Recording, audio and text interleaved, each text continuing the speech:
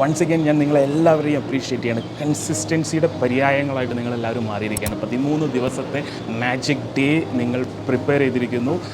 നിങ്ങളൊരു ബ്യൂട്ടിഫുൾ ആയിട്ടുള്ളൊരു ഫ്യൂച്ചറിനെ നിങ്ങൾ കൺസ്ട്രക്ട് ചെയ്തിരിക്കുന്നു എന്നുള്ളതാണ് നമ്മളിതിൽ നിന്ന് മനസ്സിലാക്കേണ്ടത്. ഒന്ന് മനസ്സിലാക്കുക, 13ാമത്തെ ദിവസം എഴുതിയിരിക്കുന്ന ആഗ്രഹങ്ങൾ, ലക്ഷ്യങ്ങൾ നമ്മൾ എഴുതി കഴിഞ്ഞിട്ടുണ്ട്. 14ാമത്തെ ദിവസം നമ്മൾ ചെയ്യേണ്ടത്, ഈ ലക്ഷ്യത്തിലേക്ക് നമ്മൾ എത്തണമെങ്കിൽ ഓരോ ദിവസവും നമ്മൾ ചെയ്യേണ്ടതായിട്ടുള്ള ആക്ഷൻസ് ഉണ്ട്, ടാസ്കുകളുണ്ട്. സോ ആ ടാസ്കുകളിൽ ഒരു ഏറ്റവും ഇമ്പോർട്ടൻ്റ് ആയിട്ടുള്ള ഒരു 5 ടാസ്കുകൾ നിങ്ങൾ എഴുതുക.